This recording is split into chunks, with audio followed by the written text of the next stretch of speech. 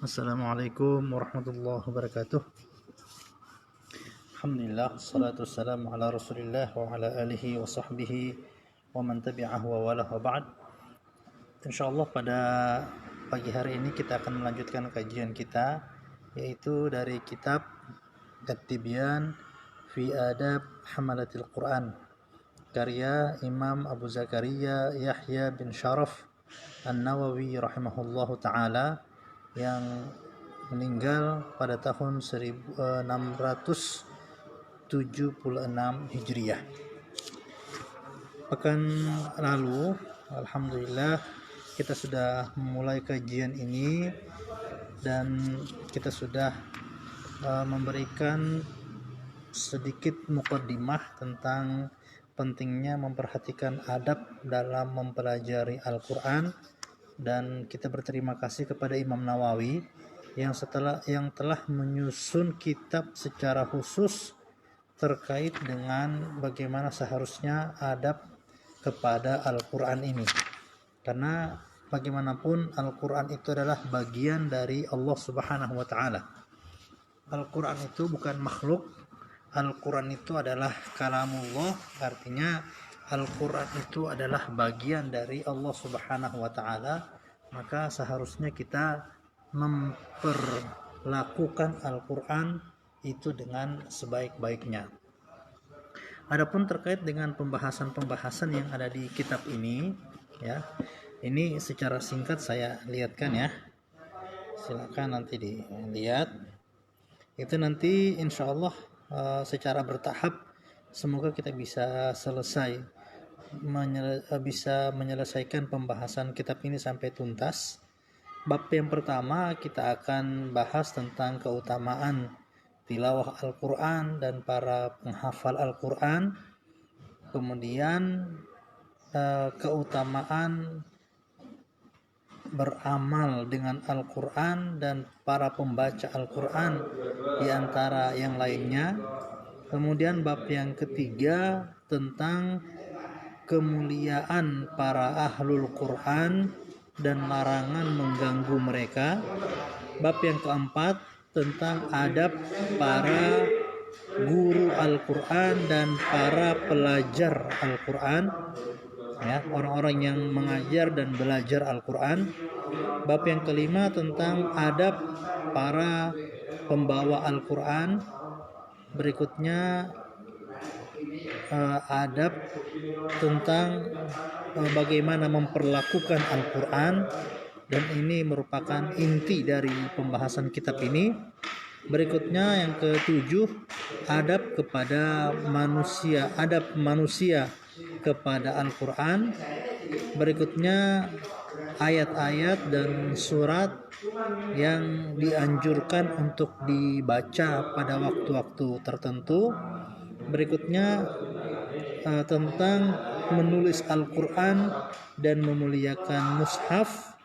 Berikutnya tentang beberapa kata-kata penting dalam pembahasan kitab ini.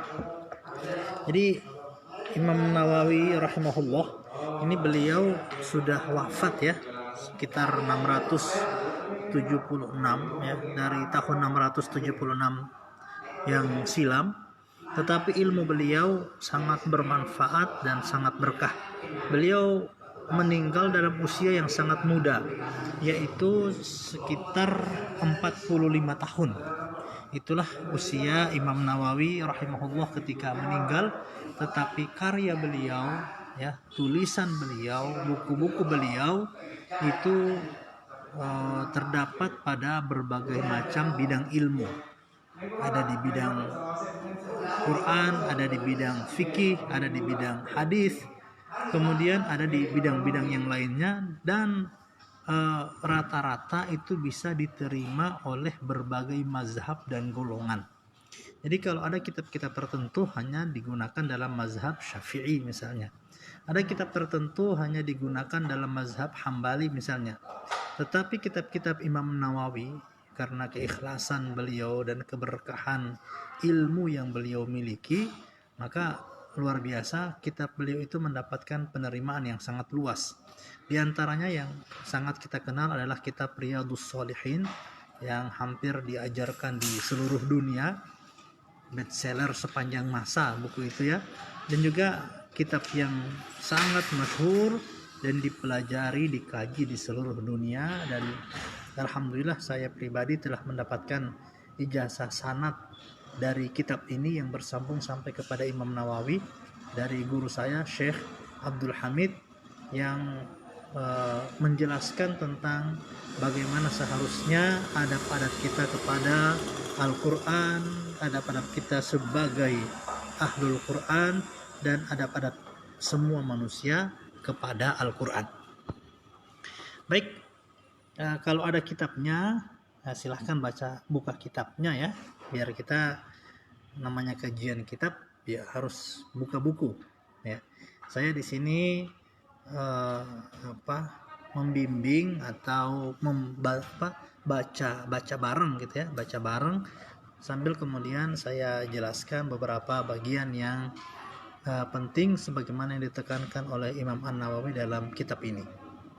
Ya, saya langsung lihatkan kitabnya ya. Baik.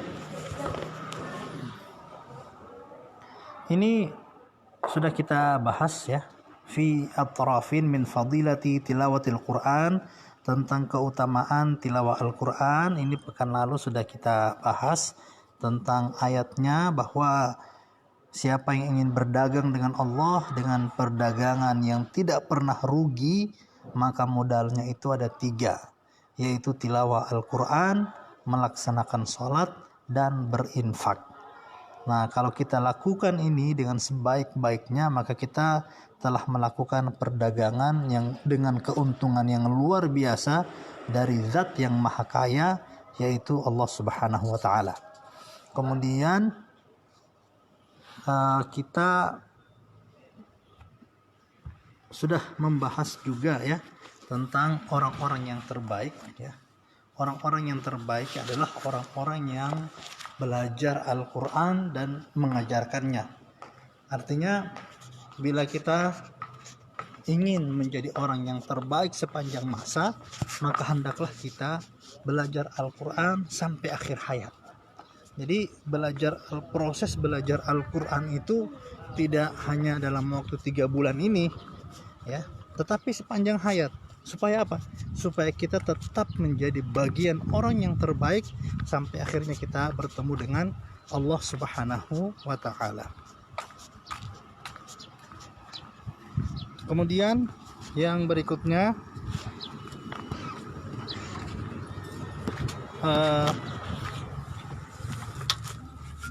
bismillah. Kita lihat lagi bukunya ya. Bisa dijemput. Siapa? Hah? Di mana?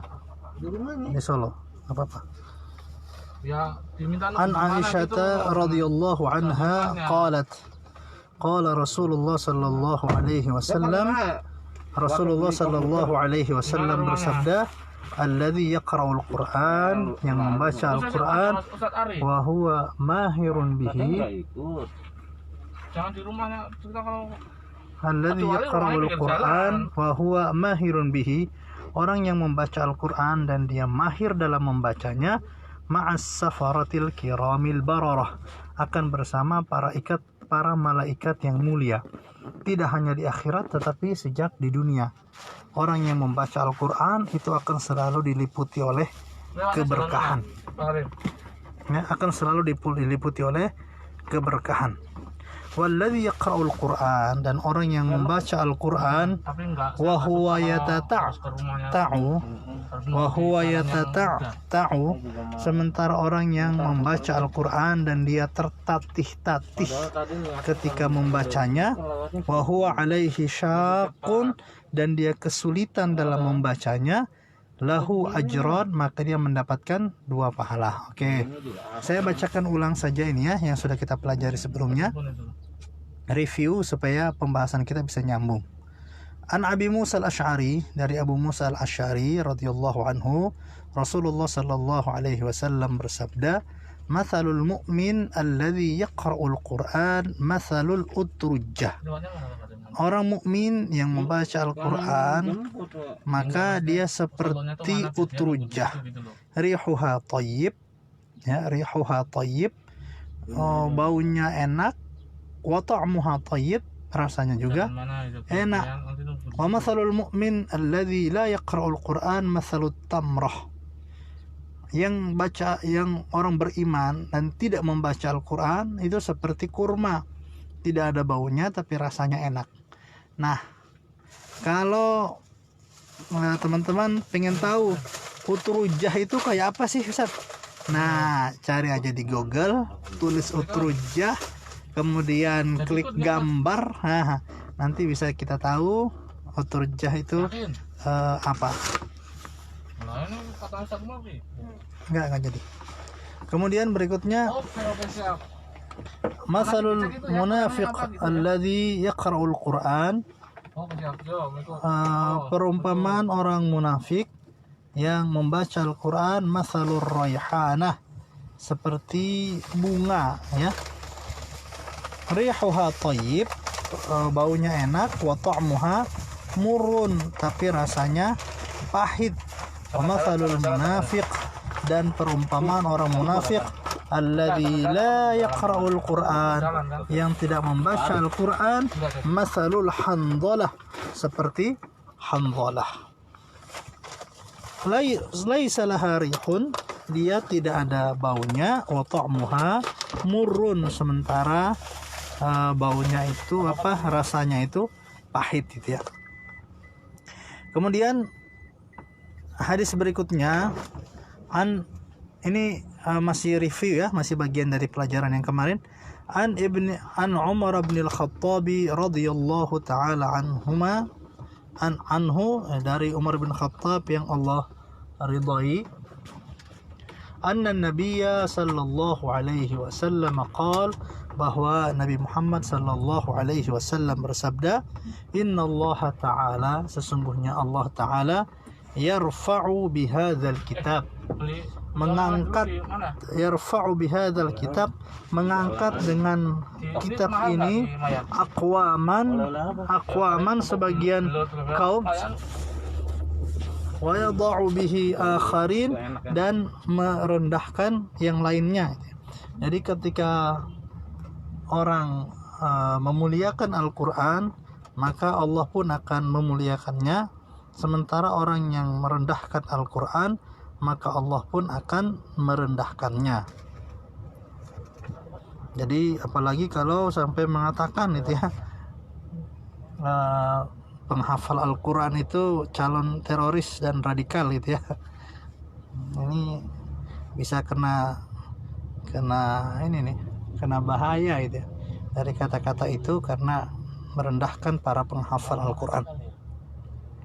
An Abi Umamah Al-Bahili radhiyallahu anhu qala, sami'tu Rasulullah sallallahu alaihi wasallam yaqul, iqra'ul Qur'an fa innahu ya'ti yaumal qiyamati syafi'an li ashabihi.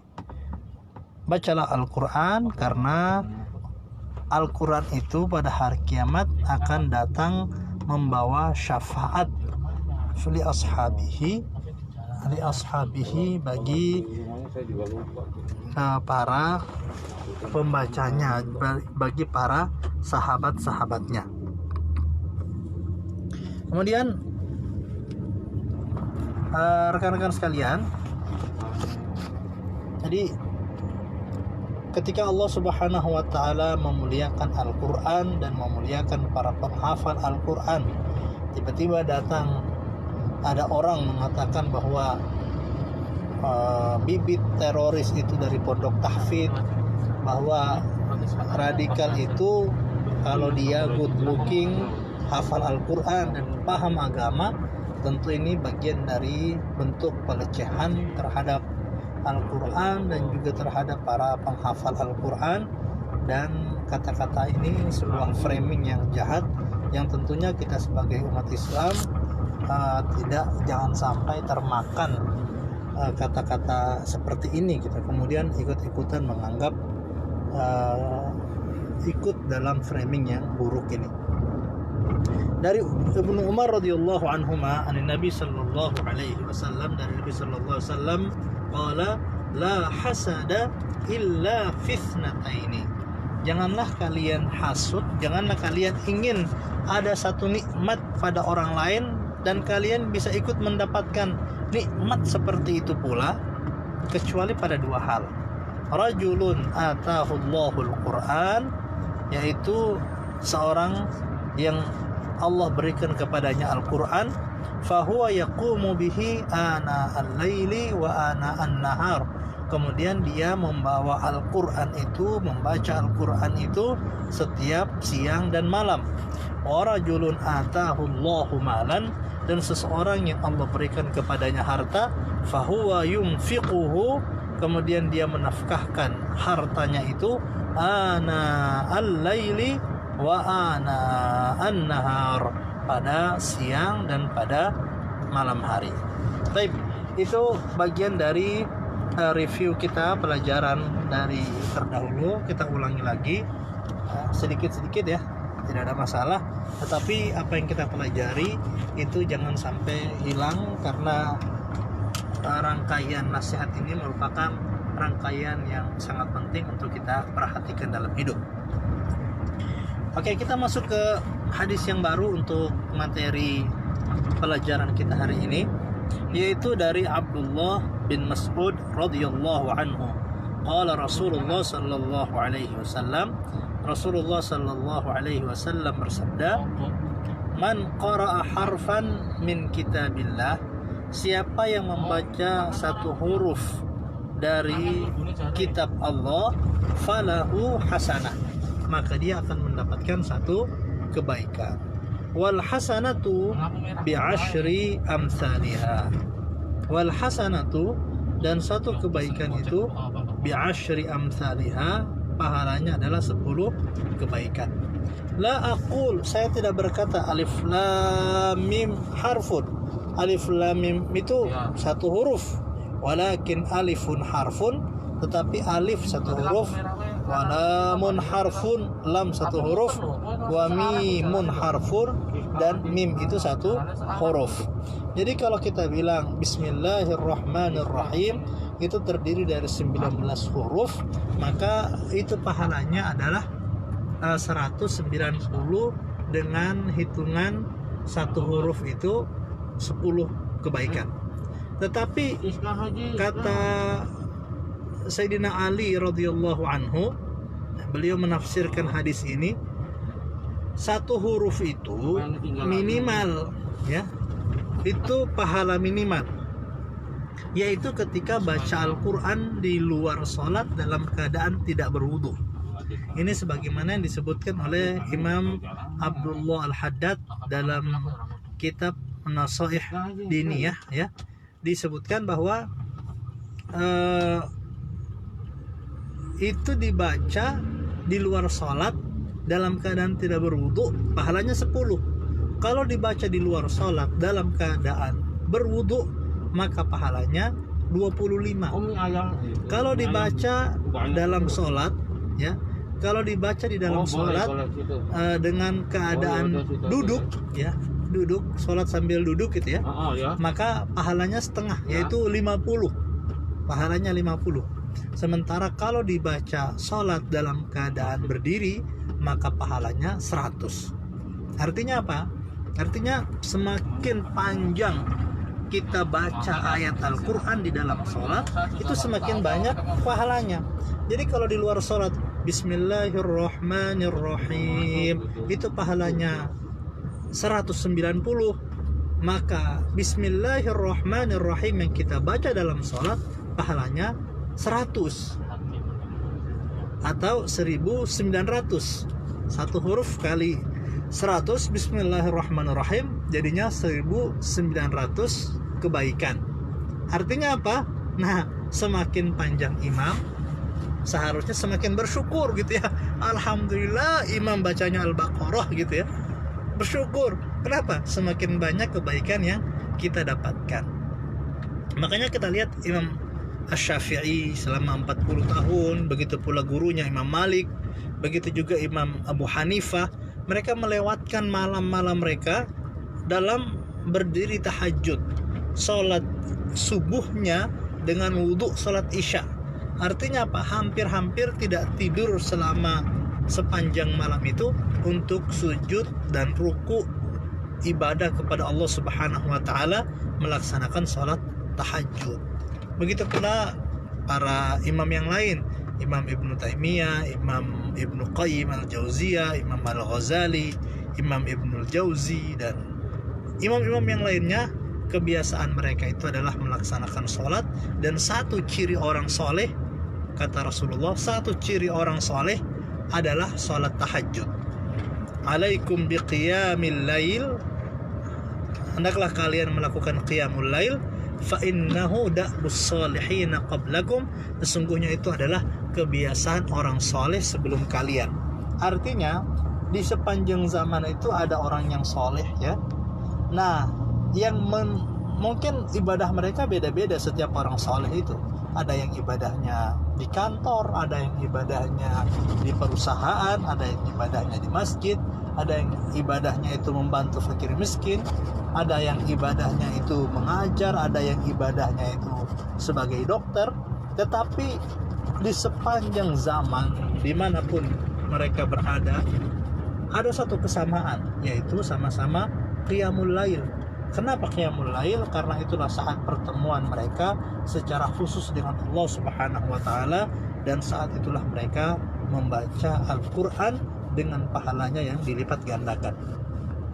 Artinya saya pribadi gitu ya, merasa masih banyak kesalahan, seperti kata Imam Asy-Syafi'i, uhibbus salihina walastu minhum, saya mencintai orang-orang soleh walaupun saya bukan bagian dari mereka. Asa an anala bihim syafa'ah, semoga saya bisa mendapatkan syafaat dari mereka. Atau kemudian kata-kata lain, tashabbahu bis salihin fa inna tashabbuha bis salihina kiramu, karena ikutilah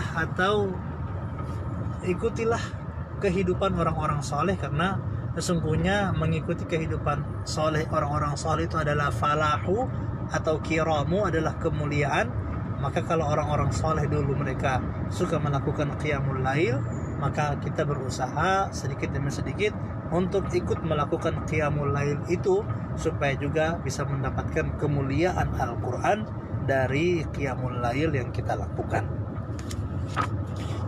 Kemudian An Abi Sa'id Al-Khudri radhiyallahu anhu. Nah, saya balik ke buku lagi ya.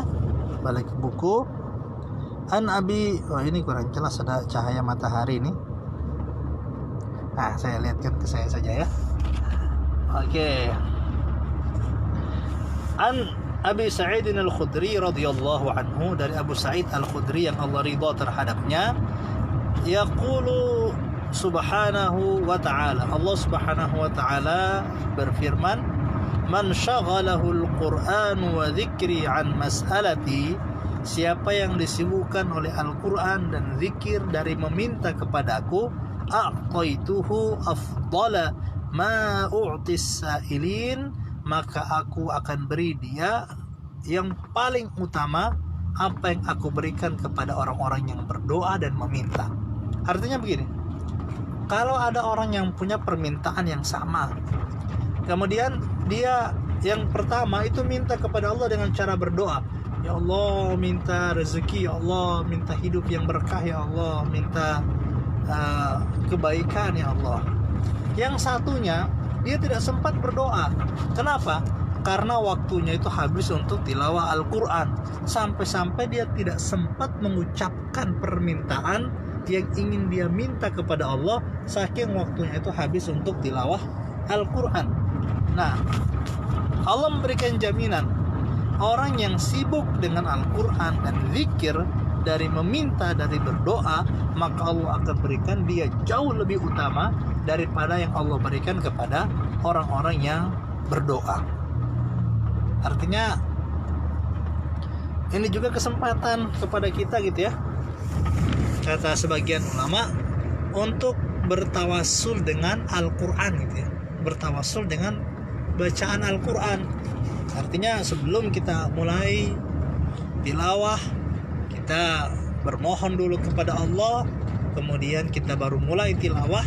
Karena meminta dengan melalui tilawah Al-Quran, melalui kalamullah ini bisa mempercepat proses terkabulnya doa, insyaallah. Berikutnya Ibnu Abbas radhiyallahu anhuma, qala Rasulullah sallallahu alaihi wasallam, dari Ibnu Abbas yang Allah ridhai kepada keduanya, Rasulullah bersabda, innal ladzi laisa fi jawfihi syai'un minal qur'ani kal baitil kharibi. Sesungguhnya orang yang dalam hatinya itu gak ada sesuatu apapun dari Al-Quran, kal baitil kharibi, seperti rumah yang rusak, seperti rumah yang hancur. Ini permisalannya luar biasa ya. Kita lihat rumah yang hancur itu kayak apa. Semua rumah yang hancur, yang roboh ya, yang tidak terurus dengan baik, itu nanti di dalam rumah itu ada berbagai macam hewan. Ada kalajengkingnya, ada tikusnya, ada kecoaknya, ada banyak kotoran-kotorannya itu ya. Seperti itu hati kita ketika kita tidak ada Al-Quran di dalam hati.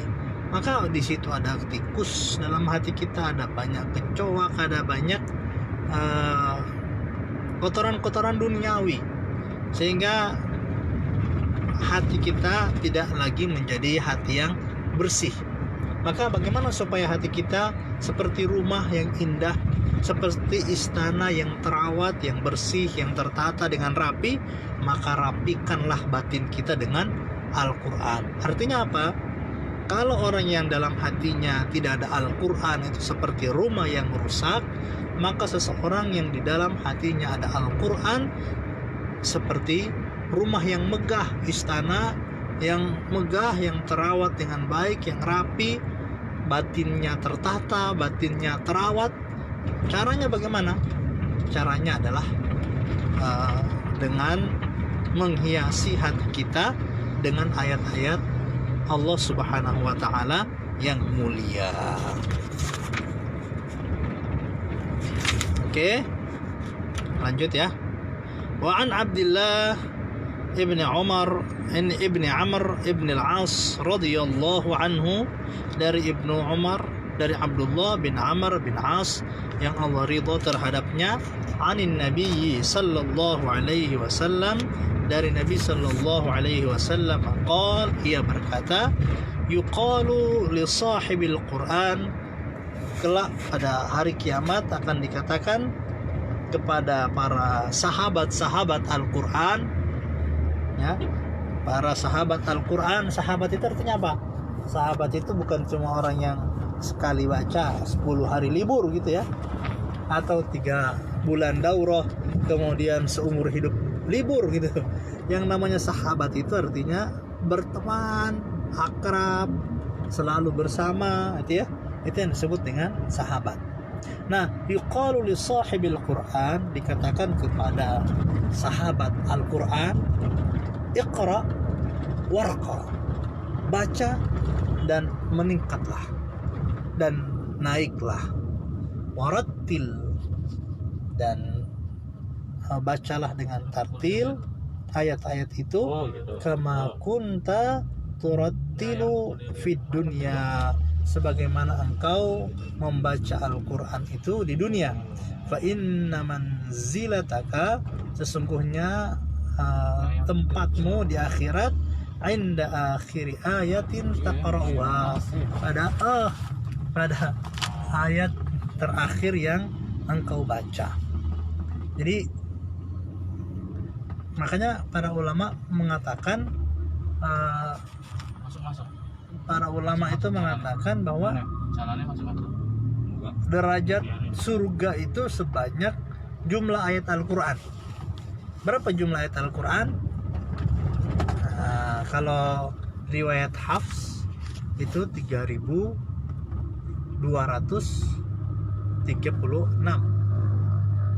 6.000 ya, 6.236 ya. Itu para ulama berbeda pendapat sih sebenarnya, tapi yang masyhur itu. Adapun yang 66666 itu itu kalau kita mau ngecek sendiri secara langsung kayaknya nggak nyampe 6666 itu kalau kita cek secara langsung. Seperti itulah tinggi derajat surga. Artinya kalau kita hafalnya 30 juz, maka insya Allah kita bisa pada surga yang paling tinggi. Hafalnya Anas, cuma sampai tingkatan ke-6 gitu ya. Alhamdulillah masuk surga gitu ya. Apalagi sampai tingkatan ke-6. Tapi kalau kita bisa tingkat paling tinggi kan lebih bagus. Apalagi surga itu akan kita diami sepanjang masa. Ya. Itu.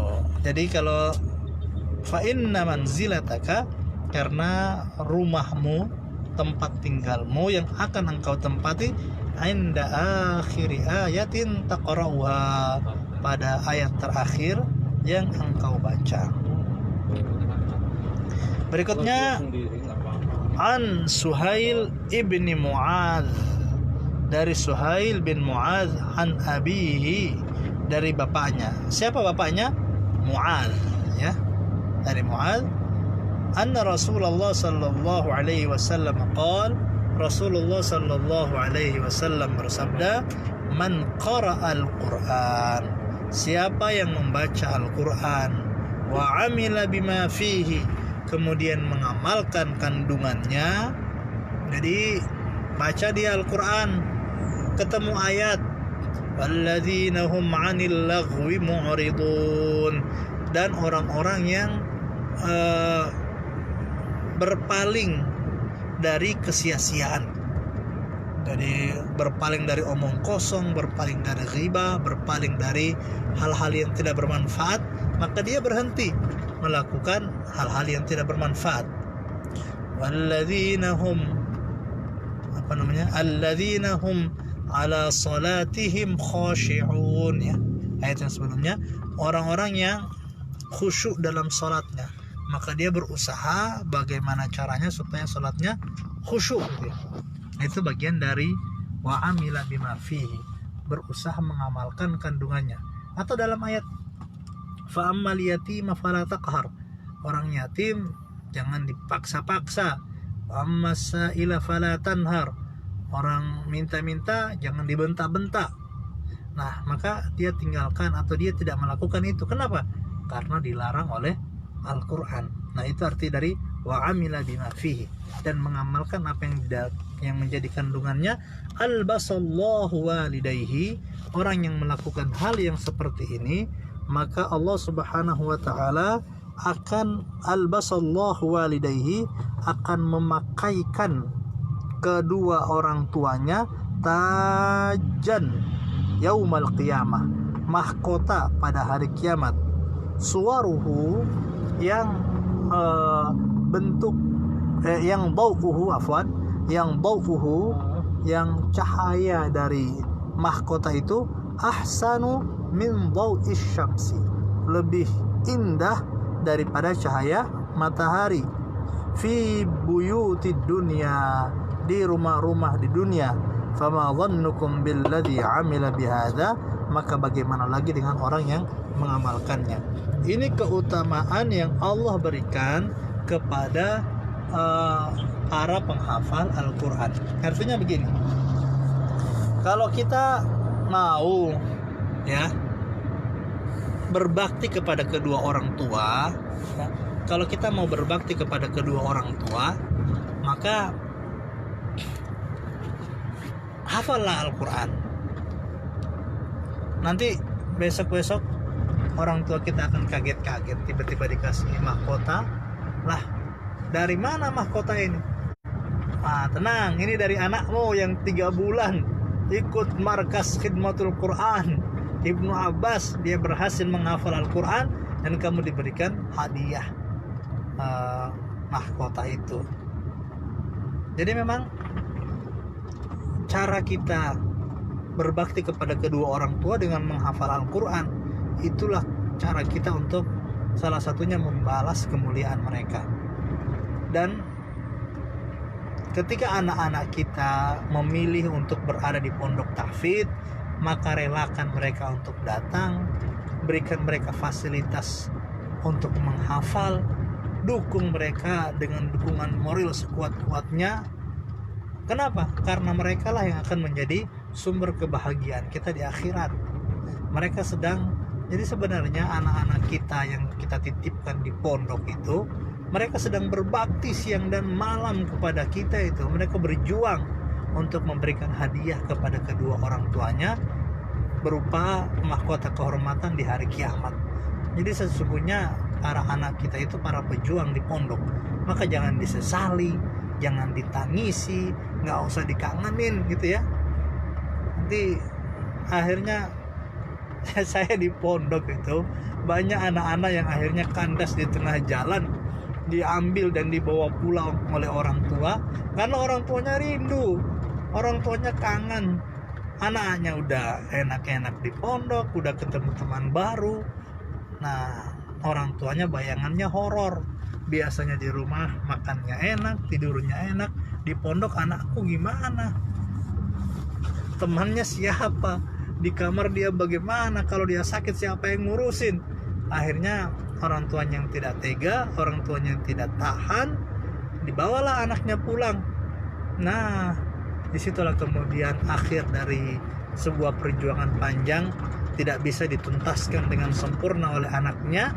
Anaknya tidak jadi bisa menghadiahkan mahkota untuk kedua orang tuanya, berhenti di tengah jalan karena orang tua yang tidak bisa mengendalikan rasa kangen dan rindunya kepada anaknya.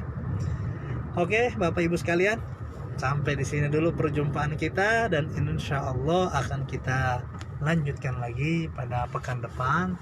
Tetapi dari soal waktu ya, mungkin kita akan ada sedikit perubahan karena pada jam yang sama seperti ini itu saya ada jadwal mengajar di kelas, dan nanti insya Allah akan diinformasikan oleh Ustadz Ilham terkait dengan perubahan jadwal yang ada ini. Saya mohon maaf, ini saya sambil di mobil menuju Pondok Iskarima untuk ada silaturahim di sana, dan saya kira sekian dulu ya. Saya mohon maaf atas berbagai kesalahan dan kekurangan, dan terima kasih sudah mengikuti kajian ini dari awal sampai akhir. Wa jazakumullahu khairan. Wassalamualaikum warahmatullahi wabarakatuh.